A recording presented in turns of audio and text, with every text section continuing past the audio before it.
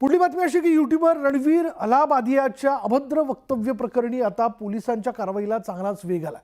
Maharashtra cyber सेलनं 30 ते 40 कलाकारांना समन्स बजावले।